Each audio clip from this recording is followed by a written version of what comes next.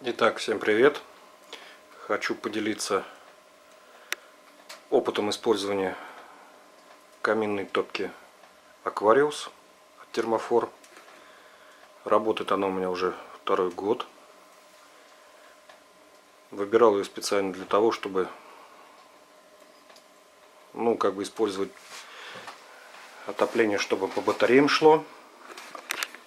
Газа у меня в деревне нет.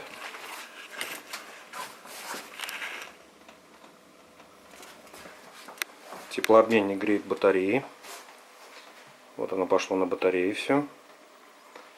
Градусник специально купил, чтобы мерить температуру, но он сломался, показывает некорректно. Здесь температура сейчас в раза два выше. Ну, рука еле терпит. Градусов 60 это точно. Вот. По техническим характеристикам 6 киловатт он отдает на воду, на батареи. Вот у меня первый радиатор. Взял стальные обязательно ради того, чтобы оставлять дом зимой, не сливать воду, а залил тосол на улице.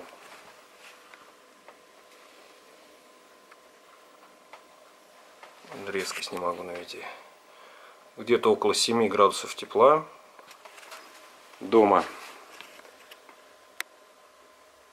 больше 22 градуса. Значит, здесь очень жарко, потому что камин отдает 6 киловатт в воздух. От него жар стоит не обалденный. И батареи горячие, 60 градусов. Дальше у меня идет терраска, труба, первый радиатор, где-то по 800 ватт. Второй радиатор. В дальнейшем здесь будет ванна, душ, туалет. Я планировал. Кухня, столовая занимают около 30 квадратов. Терраска занимает где-то порядка 20 квадратов. Вот эта комната у меня занимает 30 квадратов. Стоят этот радиатор больше 1000 с лишним ватт. Эти по 800 тоже. Еще один. И где-то общая площадь получается 60 и 20. Где-то 80 квадратов. Вот у меня еще один стоит радиатор. И дальше у меня стоит система с электрокотлом. То есть, если я днем топлю дровами, на ночь включаю электрокотел. Можно включить 2 киловатта, 4, 6. Выставить нужную температуру. И он будет автоматически включаться. Значит, сделал обход камина. На всякий случай. Вдруг камин, если что-то потечет, чтобы его заблокировать, и обход в него будет только на электрокотле. Электрокотел «Ресурс». Взял за 4500 рублей в 2016 году в конце. Вставил. Очень доволен. Работает. За все время использования зимы и весны очень мне понравился. Работает хорошо. Дешевый, надежный, простой. Единственное, что у меня сгорел сразу датчик, который предохраняет от закипания. Но он как бы второй датчик.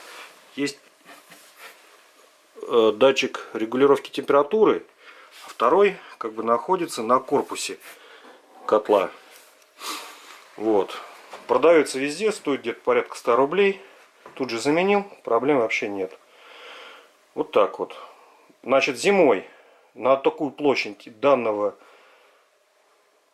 электрического котла и камина не хватит. Поэтому я затапливаю печку. Почему не хватит? Потому что у меня здесь в столовой 2 больших окна. Стены в полблока. Другая половина в 1,5 кирпича. На второй этаж я отопление не выводил. Открываю двери просто на второй этаж. У меня уходит лестница.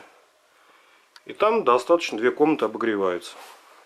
Если зимой хочешь, чтобы было комфортно, я затапливаю голландку каменную печку.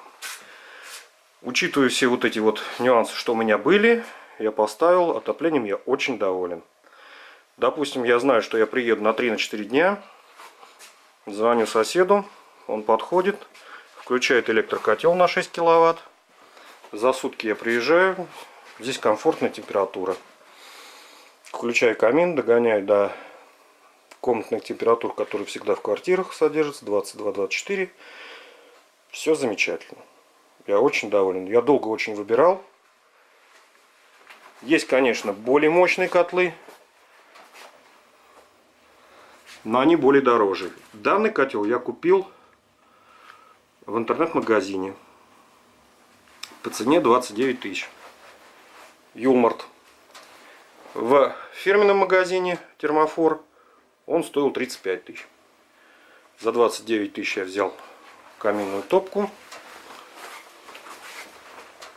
Гости, кто приходит, все садятся в кресло и залипают. Температура повышается, повышается. Скоро здесь в столовой надо закрывать все поддувы. Задвижку закрыть. Закрыть. Чтобы поменьше пламя было. Чтобы подольше горели дрова. Мне очень нравится. Я долго выбирал и решился остановиться на этом варианте. И ни грамм не жалею. Спасибо производителям. Мне все очень нравится. Всем пока.